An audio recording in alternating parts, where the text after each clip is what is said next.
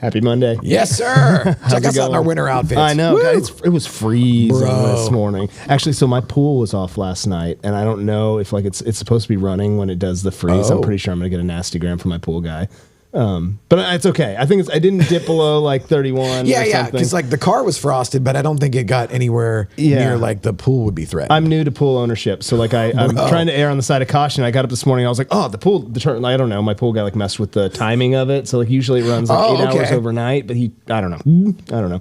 Well, happy Monday. Yes, indeed. Yes, it has been an eventful week across the board. Well, I don't think we have connected since. Well, we've been together a lot, but we haven't done the show since before Thanksgiving. Since weeks ago. Yeah, because last Monday was Disrupt Her, which was awesome. So we did actually go live for a second. Oh yeah, you did. You would have seen us. There was the test drive. On location at Metrotex, and so that was a rousing success for the whole entire week. It was back to back to back to back.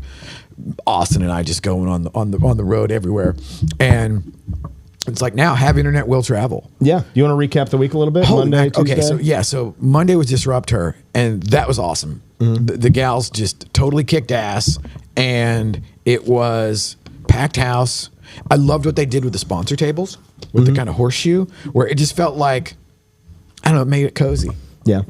Versus, the sponsors are in the hallway, which is kind of the old school thing of like, you're on the concourse and everybody runs the gauntlet or whatever to get into the thing. Yeah. Well, here they were just part of the thing. Yeah. And another weird deal for me used to be if I'm out in the hall, like, well, I don't know what's going on. I'm missing all the cool stuff, and there is that kind of like human nature thing of like, well, we're kind of paying to be here. And then so like then you break and everybody goes out in the hallway and you've got no frame of reference for what these people were just told and learned. So like, how do you have a conversation about what's fresh in their mind if you weren't present? And like, what did you think about this or XYZ? There's none of that. It's like, in the hallway. Is it good? Yeah. How's everything going in there? It's like FOMO. Yeah. So that was fantastic. And just the fact that a lot of that came out of the different shows and the different kind of cross-pollinating or whatever is awesome. And then Tuesday brought it into the N2 family. The Real Producers AI Masterclass back-to-back, East and West. That was fun. That was cool. That was cool. And they do their sponsors well too because they do punch card raffle, which I think is awesome. They essentially force everybody if you want to, and their raffles aren't BS. They're raffling off iPads. Yes, and I was going to say shout out to Tyler. Yeah, he always raffle brings off big stuff. To get in that raffle, you have to have your card punched by every one of the sponsors to go in the bowl. Yes, I think that's brilliant. And it also has an element of like the Sharper Image catalog back in the day, where it's like everybody's raffling off like some sort of esoteric gimmick gadget or whatever that's kind of kick ass. Yeah. But you would never think to like, hey, here's a thermos and a heater and a MP3 player or whatever, all in a thing. And it's like, wow, dude, that's badass. Yeah. They are not $25 Amazon gift cards. No, is what I'm getting. they are not. People will go get those cards punched. And it's like, Tyler going hard with the iPad every time. And like high end. Oh, is that a normal? I know he's given it out a couple times. I want to say like the last 2 or 3 events, and like they're back to back. They're giving away a couple in a day, so it's like, bro. And that kind of gives it that sort of elite level thing that it actually is. And then the coolest part of the AI, the masterclass was they were practitioners, and they were absolutely, because you can tell whenever it goes to Q&A, and it's like, well, hey, what about this? Or what would you recommend for this? Or what about this? And the way that, is it a deflection or is it, hey, I don't want to blow your mind, but I do this, this, and this. And if you want to know more, holler at me offline, where you realize like, because a lot of times it's the flavor du jour, whatever it is. And right now the flavor du jour is AI. And the thing most people won't tell you is like we were talking about earlier, most of it is total garbage. It is just awful. And as a matter of fact, I culled so many paid subscriptions over the weekend that like right now, GPT, which kind of sucks in its current iteration. Yeah. I'd say, so I'm I think I'm getting off of GPT. I'm playing with Claude. It's a drug. Yeah, I mean we've been kicking the tires on a lot of these for so long, and what you realize all the AI tools are incredibly cool and incredibly useful to a point, and then you eventually hit a point where it just doesn't perform to the level that you need. When you're really getting into it and you need it to give you incredibly accurate information, you're really trying to fine tune and dial it down. Right. That's like, the best. Yeah. So Claude's doing some good things in like their deep research, and it kind of shows me how it's working as it's working through. It takes a lot longer to think. It might think for 30 minutes. See, right, that's before it cool. comes back. Because that's more like programmatic behavior. Yeah. Versus what a lot of folks don't realize is AA. Oh, that's a Freudian slip. I recommend it for those of you who need it. What AI has as a problematic area is it doesn't know what it's doing. And the easiest way is like, have it draw you something, have it make something. And the vast majority of it is predictive analytics. And if you really want to find that out, have it give it a prompt where you want a clock face, and just make up a random time. I needed to show 3:17 in the afternoon. Well, the most in most marketing, it's like 10 after 10 or like 10 and 2. Most marketing is geared for that because it's aesthetically pleasing, and that's what Pretty clock. Yeah, exactly, and that's what AI will do because all it's doing is scrubbing as much of the internet as it can and using that as like, oh, this is what odds are. This is what they're wanting. And that's what it gives you. And so it doesn't know specifics. And if it makes something and it's kind of cool and almost there, it doesn't know what it made.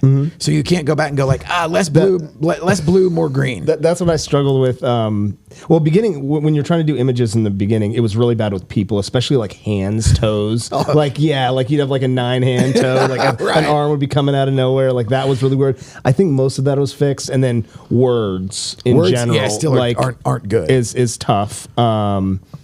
It's getting better. And there are some that are like miracles, like Gamma is way cooler than I would have ever expected. Because like you said, the real sticking point is words and sentences where like for 18 months, the running joke of Winning Women's Wednesdays, there's 3 N's in winning, because at the beginning, I just used AI as the basically to iterate ideas. And when I got to the one where it was like, okay, Statue of Liberty holding a microphone, I was like, oh, that's cool. So I started iterating that, and like the second version of it that it made, I liked. And then I would take and use AI for the launch, and then I would bring humans in, and it's like, hey, here's this AI image, turn that into a vector drawing. And then other human, hey, here's this vector drawing, turn that into an animated logo. Make motion graphics out of it. Yeah. And so that's how I would do it. The language barrier you had between like the AI didn't know how to spell, and then the people you passed it off to didn't really. Yes, exactly. I sent it to Pakistan through Fiverr or whatever back then, and it's like, okay, what? Yeah, of course there's 3 N's in winning. Sure, whatever. Yeah, they're not going to exactly spell check. Right. Yeah. But now with Gamma, that's a thing where, so like Wayne and I on Fridays, I'll be like, dude, send me just something, like the last sort of like huddle that you did, what were the 3 takeaways? Boom. So he sends that, and I already have my new obsession is pre-baked brand kits. And that's what I did over the weekend, was starting to create brand kits that gives less of a cookie cutter look and feel to the mass produced, content creation at scale. That's been my tagline for years, until like, okay, wow, the universe just caught up. You start making enough of it, now we need to make look different, right? Yes, now we've hit a kind of mass where it looks like it's, hey, everybody's recording in the same place. Yeah, and everything has, it's the same font, it's the same rhythm, it's the same highlights, it's the same, whatever. And it's like, okay, well, how do I differentiate even just by degrees? And that's what I was doing over the weekend. And to be able to have all these different disparate elements of AI kind of plug in, and then at the end of the day, out of the oven pops like, oh, here's 23 pieces of content that are individuated.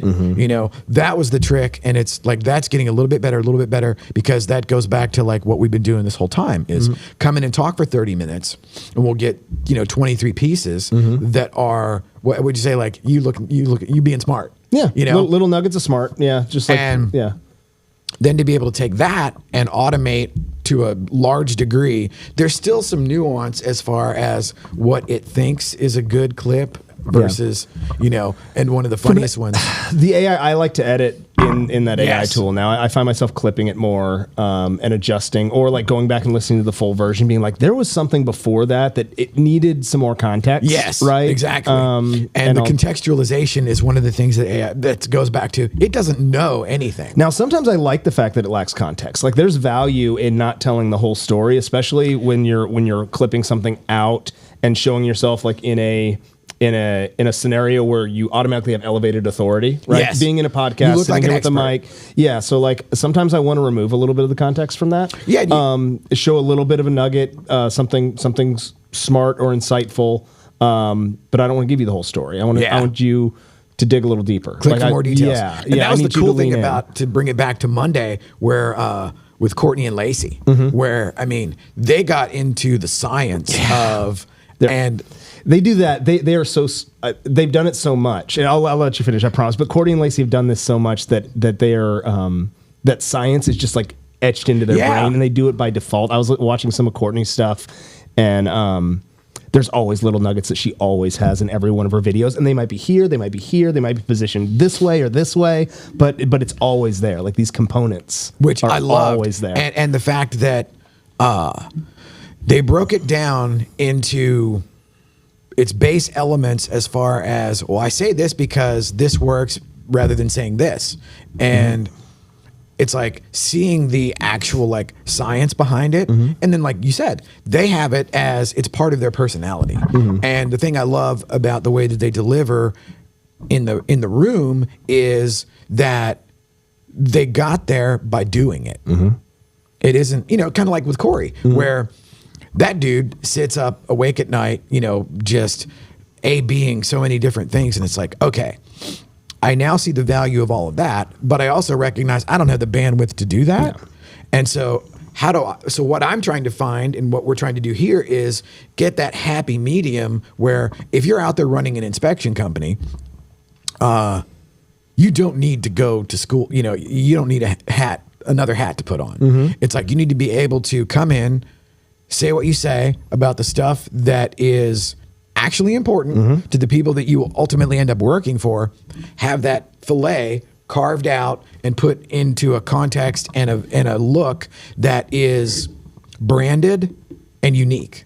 That's the thing I'm going for now. And to try to systemize that versus the outliers like Lacey and Courtney, where I've said it before, those two would be badasses if they were selling, Cutco knives, or if they were, selling kitchen supplies or whatever, or if they were working at Bed Bath & Beyond, they would be killing it because that's just kind of who they Rest are. in peace, Bed Bath & Beyond. Oh.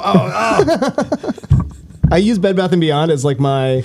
is it like the Toys R Us? Generic suburban big box store, right? Like that's what I use, but now they're not here anymore, so yeah. Yeah, like Bed Bath & Beyond. Best Buy. Circuit. Oh, Best Buy's still here. Yeah. Circuit City. Yeah. Fry's. Fry's was the one that I heard that hurts the most. Micro Center is going to come next. If we lose Micro Center, well, if we lose Micro Center, it's over. Yeah. It's really over. Yeah. Although I will say that the world has caught up, and the super nerd shit that I used to go to those places for. Now the off the shelf, just prefabbed computer is strong enough to do almost anything that I would need it to do. Other than I'm still looking for the Mac that is the perfect blend of like 4K, because it's like, oh my God, getting into proxies and just all the ridiculous shit. It's like, could we make this faster?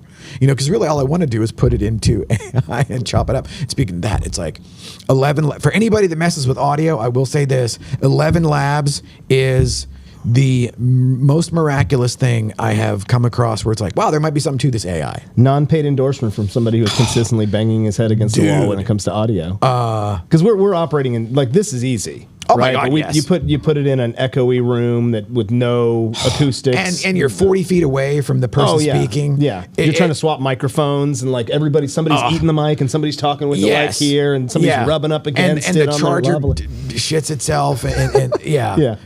Like there, you're almost always swimming uphill. Yeah. You're going to fight something. At the end of an event, you're going to fight some sort of audio something. So ElevenLabs. ElevenLabs is the godsend where, I showed you guys in Austin, and Austin and I were there on both days where we're just trying to get ambient audio to have something useful, really to sync it to other clips that are smaller, which is a whole nother level of labor intensive. Well, this game changer. And like you've said before, it's like, well, it's as bad as it'll ever be. So it'll get better. Yeah. But the voice isolation, and the funny thing is, a lot of times, the most useful thing, at least for me, is a sidebar cul-de-sac that isn't really what the thing is sold for. Because it's sold for, I think, making like, hey, here's your AI voice avatar. Or here's the British girl that will read all your stuff. You know, which That's what I thought ElevenLabs was more like, and it's like text to speech. Yes, and that's it exactly. And like that was kind of their, you know, like their banner ad would have that, like sound like, you know, $1 million, and it's not even you, or make it sound like you, and we'll make everything sound like you, which is great. But when you have 4K footage and just absolute dog shit audio, you got nothing. Yeah, people tune out just it's like, and like that one had, you know, the other day it just had like 60 cycle hum and just a bunch of other nightmare fuel, you know, in there. And this thing cleaned it up to a level that I did not think possible. And so it's AI augmenting and figuring out what's going on, and boom, boom, to bring that back and marry it is like unbelievable. Because a lot of times what people don't realize is, you know, when we go do stuff like that, we do not have control over every aspect, especially like a lot of times where we're doing stuff as proof of concept. It's like, you know, for the gals, we were there just because I love them to death, and it's like, let's see what we can do. Let's take all the stuff and let's have a show. Take all the voice, right? Yeah. And so we weren't dictating what was going on. And at Metrotex, even though the facility is tippy top, you know, like next level, unbelievable, I don't want to open that monolith in the AV room and monkey with the moving parts, because I don't know who's around that like might open it later and be like, that's not supposed to be there. Yeah. And then all of a sudden, okay, ... they messed it up. So we don't use it. Yeah. So this is so 11. Just to get back to the AI tools and purposing them correctly. Yes. So ElevenLabs is a purpose-built tool that you plugged into your workflow that solves a problem in it creates more efficiencies on your back-end workflow, Well, not only that, and then you don't have to address so many issues up front, like all the gotchas on like dealing with audio on the front end. You don't have to deal with. And so anybody out there that's monkeying with audio and they're like, why can't I get this to sound right? ElevenLabs will fix that. It will literally, while you're taking the time to learn, like, what does this roadcaster do? Or, you know, why does this sound like garbage? You can take that audio, clean it up, and then now you've got something, especially if folks are doing audio podcasts. It's like, holy mackerel, you know, where you just reading, you know, you're reading into a microphone and you're sitting there at a desk and your Zoom speaker just sounds like ass. Well, it's like, okay, this will fix that. And total game changer. So that was the big takeaway for me last week, but also taking the show on the road and being able to go live inside the venue was amazing. And then to bring it all back to the most, and thank you for taking the PA out to the out to Did DPR. It work well? Oh my God. Cool. And it's so funny because we had Alan and Michelle go live as the crash test dummies that morning. It was like, well, if it sucks, then we will figure it out now. And by the time there's 5 people trying to go live, we'll hopefully have it sorted out. But it worked like a charm. Great. And like for me, the biggest payoff most of the time is that the idea works. And the fact that we had your PA, so that gave us sound in the room. So we basically, instead of having to work with what was there, we substituted everything. So the PA, Teresa's talking, the sound comes out of the speakers in the back of the room. Meanwhile, those speakers are also plugged into the board and going out to the internet. So the audio in the room matched what was going out to the universe. I didn't realize that's how you synced it all up. That's cool. And so that gave us 4 microphones live in the room and live on the internet. And then it was just a matter of getting Austin to be like, okay, now they're talking. So it puts a little bit more pressure on the camera operator, because the live switching is a beautiful thing, but sometimes if it's you know 4 people kind of like right in a row, we'll just kind of maybe pivot, you know, to do that. But that was a miracle, and so now it's okay. What else can we use this for? You know. And to be able to have that now in the back pocket, because you literally go to 4 different events inside of 4 different days, back to back to back. And it's like, okay, throw all of it in the truck. Now we're taking it over here. Throw all of it in the truck. Now we're taking it over here. And then the final product. So all roads lead to Rome. And that gives us now the ability to take what we do here anywhere. And the beauty of both locations that we were at this week had hardwired internet in the room. Yeah, so we'll say that's a necessity, right, for going live, is to have hardwired internet. Yes, and that goes all the way back to whenever we did the memorial for Shauna, and it was like that was the launch pad that gave us the ability to even consider this. Yeah. So thanks, Shauna Acquisto, for forcing our hand into like playing for us to be like, oh yeah, we can figure that out. Yeah. And then like, oh my god, and then the host actually upped their internet to the gigabit internet just for the service, and it was like, wow, that worked like a charm, and it looked like $1 million, and Austin got to go crazy, but like that was the genesis of everything that we did last week. Isn't that funny how like the unexpected? I didn't even think about Sean and us doing the memorial, but how kind of like an unexpected request came in and that like prompted us, kind of like almost forced our hand. We're kind of resting on our laurels back here to force our hand to get more creative and absolutely engineer a solution that fit us a unique problem that was applicable to a lot of other clients. Goes everywhere. Couldn't tell you we would have really been doing that. I mean, we would not have. I would not have. Yeah, probably not. Because had she not asked you and then you asked me and then I'm like, okay, we got this. Because the mobile kind of accomplishes that, but not in the same way. And not in the way to go live. Yeah, and you could technically do the live from the mobile, but I mean, you'd have to hardwire into the server. And also like the venue, the way that... you can't pull you can't open the trailer up inside of Metrotex or anything. Right. For sure. And so the venue also dictates... Well, the venue always dictates what you can do. And like there, because, to his credit, the host actually was like, yeah, okay. Because I said, like, look, we could do this if we have hardwired internet. If we don't, we can't. It was like that. It was a binary equation. And boom, boom, it works like $1 million. And then all of a sudden, that opens this other door that didn't exist. I mean, it literally did not exist. And if we would have been sitting around bullshitting or whatever, we're like, oh yeah, we could totally do that. Or like hypothetically, yes, anything's possible. But then to actually put it to the test, and the couple of 2 or 3 test drives that we do, and every time you go like, okay, that, and then the hotspot sucks. That was one of the takeaways too. Is like, okay, this AT&T hotspot, unless you're just doing internet stuff. Yeah, if you're cruising on Facebook or something, like if you want to upload to the cloud, it doesn't work. Yeah, awful. Lots of latency. Lots that buffering thing, because everybody then they're out. It's just as bad as shitty audio. It's like, okay, we're buffering. Oh, okay, well I'm not that interested. Yeah, I scroll past just about all of those. Yes. And so what do you got going on?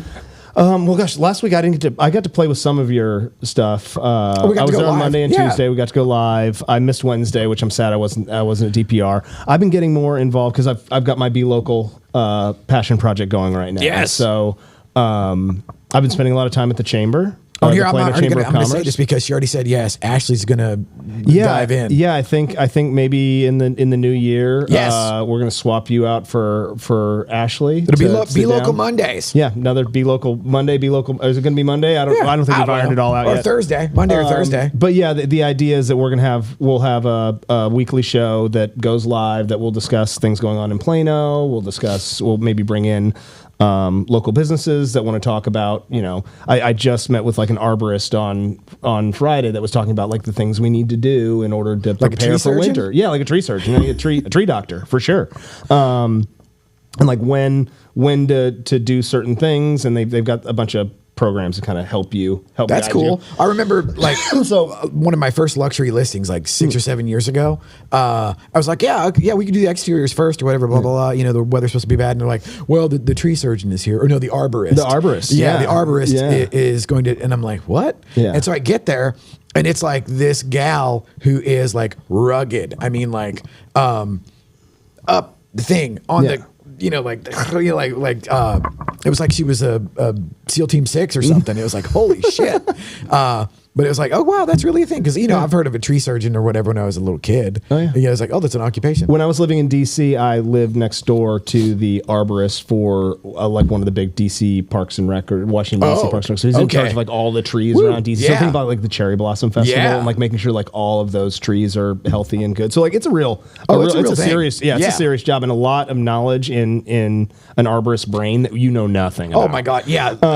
So anyway, we were sitting there talking, and he's kind of going through like the things. I'm telling him about the trees in my yard, and he's telling me like some of the things I need to be doing. And I was like, man, would you be a godsend? Wouldn't it be a godsend to have somebody like that come in and just be like, hey, Plano resident, right? Here's some things to be thinking about. Like if your tree looks like this, or if you got an issue like this, or you're starting to see this, like here's what you can do. Not selling himself, right? Right. But if I can create an ecosystem, a cohort of partners that are about giving back and about educating. You bring in a fencing company, says like, hey, if you got this fence here, like if you got a fence that's separating like this is going to save you 500. Get this done now, or it's going to cost you a lot more money. Right. Like little places to intervene. To Useful maybe help. Tactics. Yeah, I mean, like I feel like there's a big opportunity for us to do some good. Absolutely. With the platform we have and the people we're connected to. We spend a lot of time bloviating about AI, and the reality is, for the world that we're in, as far as real estate and real estate adjacent stuff, you're never going to replace the humans that take part of that. And there's never going to be a replacement for somebody who says like, hey, if you live here, you need to do this. It's like, there's not going to be a robot. Nobody's going to sit around with an AI avatar and make that stuff, just because most people won't think about it. Yeah. Because that's the thing, even in the room when we were there, like 100 people in the room and 78 hands go up where it's like, oh, it's just Google. It's just the new Google. That's all it is. Yeah. For the vast majority of humanity, if they mess with it at all. The AI in general? Yeah, it's the new Google. Yeah, and I'm trying to find specific places to plug in specific AI processes into my current workflow that increase operational efficiency or give me better data, right? So like when I'm looking for the best businesses in Plano to partner and help sponsor this this publication. I might go into Claude and do a deep research saying like, hey, tell me about all the plumbers in these area that service these area codes. And I want you to, it'll think for like 30 minutes. Like tell me who they are. Tell me about their Google reviews, their best and worst. What are people saying about them? What does their online, what does their website say? What do their reviews say? Like all of it. And kind of break it down. Cause I've got to decide, right? Not everybody can be part of this. It's not for everybody. Right. It's not for everybody. And to be honest, I've been saying no as much as they've been saying yes. Well, and the idea behind that is like, it's not just something like, oh, if you throw money at us, we'll put you in there. Yeah, that's not how this works. Yeah, not at all. If somebody underperforms, it's part of this cohort, part of this group, it reflects on everybody. Yep. Right. And there's what we want to maintain, because we already have it, is good brand recognition, good good recognition as a top tier guidebook, and if you're going to as a roadmap, make the claim of being local experts, it needs to be real.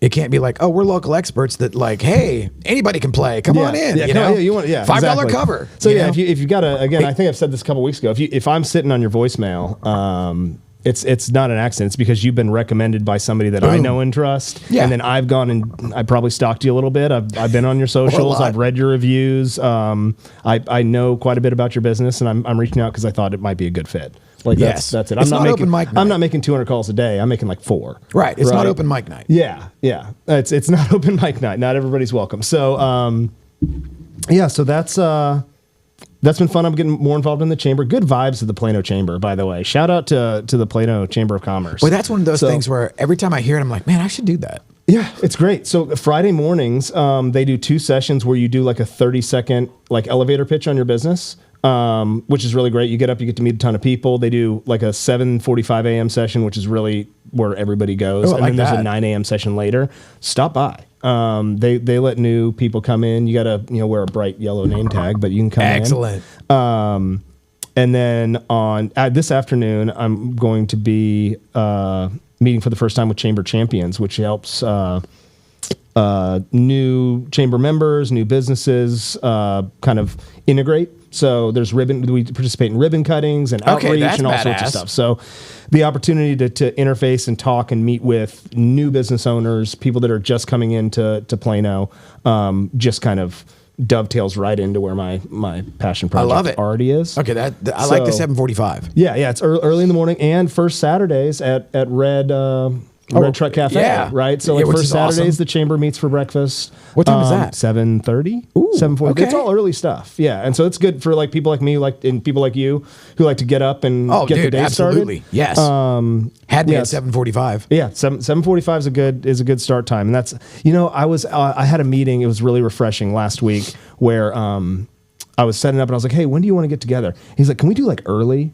And I was like, yeah, like we started like, what do you know, like 9 o'clock? He's like, no, can we do like 7? Can we do like 8? And I was like, yeah, we can do. Hell yeah, we he's can. He's like, I want to get done before the day starts. I want to be done with this meeting before the day starts. And I love that. That's very, it was great. Freed up the rest of my morning. So when you already feel like, wow, okay, something achieved before, because like, I freely admit, like in recovery or whatever, my alcoholism was replaced by workaholism, which is way better for you. Totally better.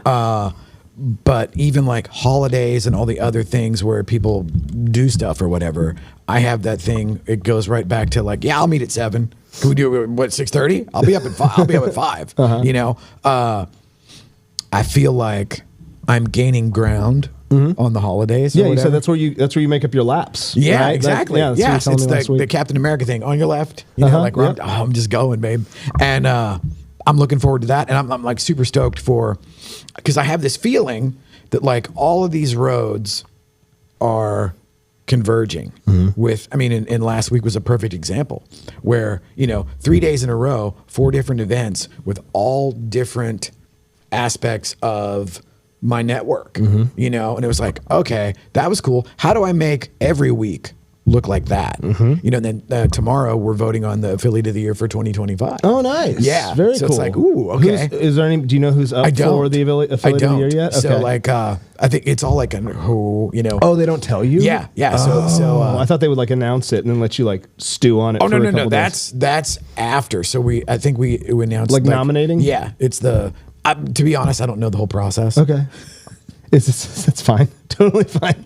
It was like, it was because I still don't know how they picked me. You know what I mean? So it was like, okay. But now I'm in that. And so one of my ideas tomorrow is, and I'm putting this out to the universe or whatever, is to have like an affiliate of the year show where, get people in every year or every week that literally can talk about the things of more so like the networking and the like, okay, it's not accidental if you get to be affiliate of the year. There are certain things like we were talking about this morning where it's like, I don't know, I just show up and do stuff. Yeah. Where I always look at it as suit up and show up. If it sucks, you don't have to go back. And then you just be present and then try to minimize your expectations. And then it'll pay off somewhere down the road where when you least expect it. And the other thing I would say is like, you don't get to pick when the karma pays off. Yeah. You just get to realize that it will. And as long as you're okay with that, you'll be fine. Yeah. Show up and do stuff. Yeah. Show up and do stuff. Talking with Kat and I was like, I don't know what's good. They're talking about the chamber, right? What do you expect? What are the results you want? And I was like, I have no idea. My goal is to show up and meet new people. I'm gonna learn about their business, what they do, hopefully learn about what they care about. I'm gonna try really hard not to talk about what I do. Right. You can't check them in the boards right away. Yeah, and we'll see what comes of it. And it's been really, the people have been really great. I'm very excited for. Well, now for I'm interested because there. like just from the standpoint of Chamber of Commerce, it's like I don't really even know what they do.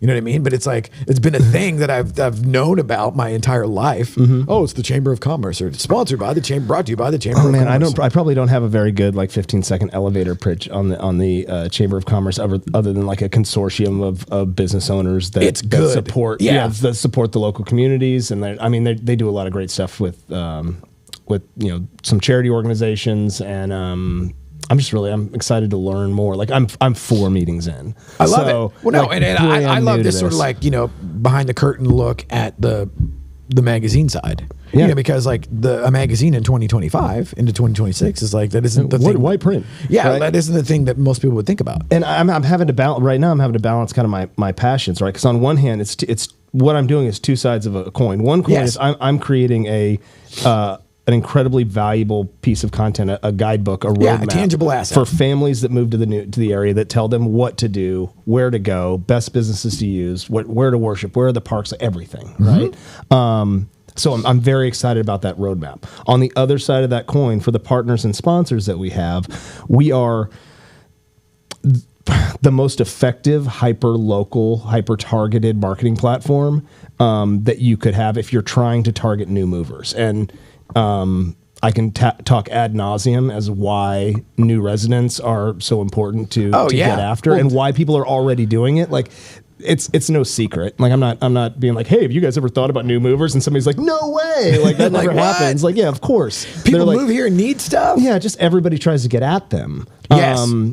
But it's really hard to get something. You have to get in front of them with something valuable, something that they want to read, something that they want to see, because they are busy, right? They're in an active buying cycle. They're trying to build new relationships. They're trying to settle into an area, and so like that's. And there's an organic aspect to it, where now what you're doing is intentional. But there's the organic aspect to when somebody moves here, they're going to be very interested in like, what the hell is here? Like, where am I? Yeah. What's going on? First, what is there to do? What's fun, right? For me, my family. And then, like, how do I settle my kid into school or daycare? Or, like, I got to find a pediatrician or a dentist or a dog walker. I need a chiropractor. You know, we closed on this house and we knew we were going to have to do some stuff, right? We knew the master cabinets needed, the master bathroom cabinets needed to be painted. That fence is leaning and I need to, so we'll make about 70-ish new relationships. I got seller concessions. Yeah, exactly. So I was in a position when I bought my house that the seller was not conceding anything, and we replaced all the floors, and we did a lot of work afterwards because we were in this bidding war. I mean, we had to waive contingencies. Oh, and wow! We had to do Okay.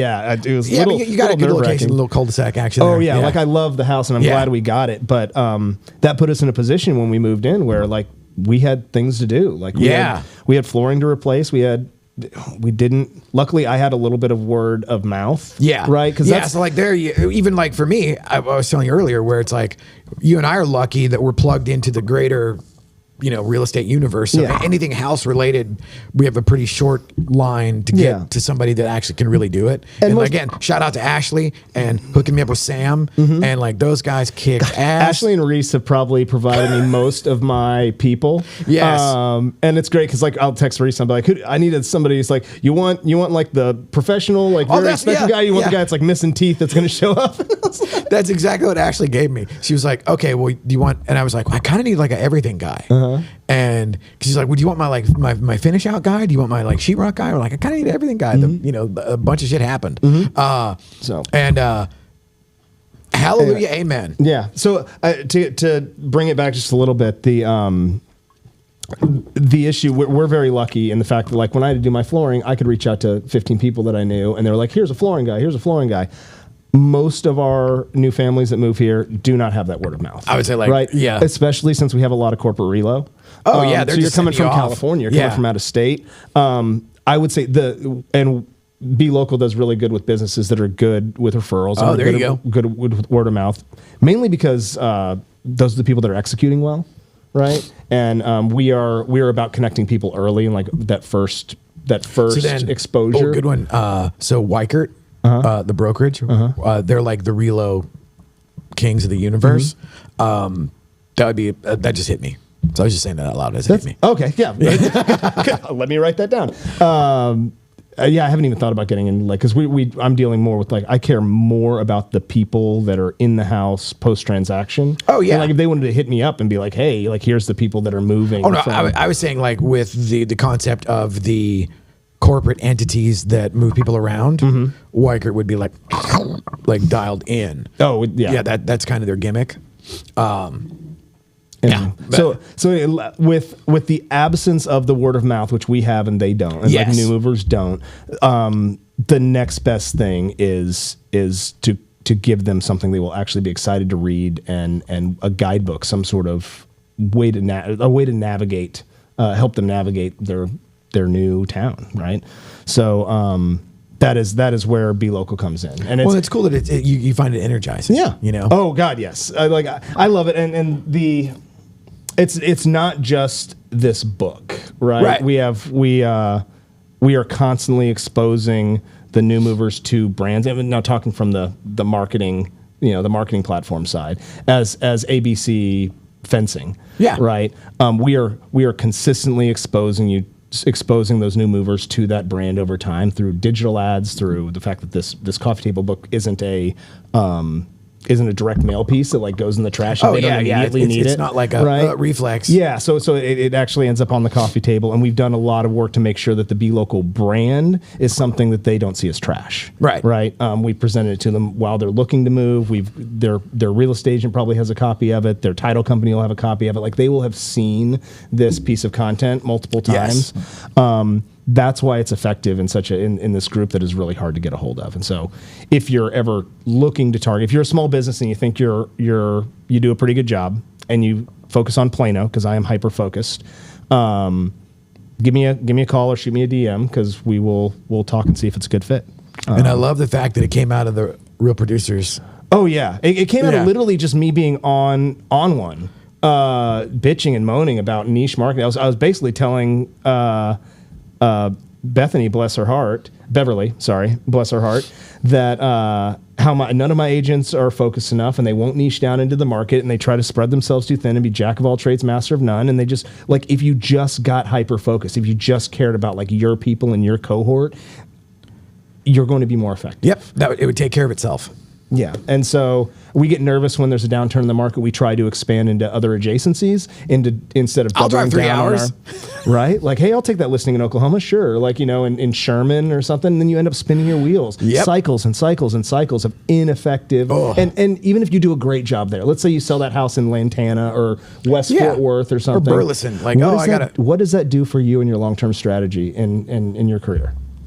Like that one sale out there, like maybe it helped you pay rent. Yeah, right? you bought groceries. Okay, cool. Yeah, that is a necessity. And there's sometimes you got to pay rent, but when you're looking at your overarching strategy, that doesn't pay the dividends that you want, and you probably can use your time a little more effectively. Well, and I'm a firm believer in the hyper local thing is the way of the future, because like right now we're in the race to the bottom of robots making content for robots.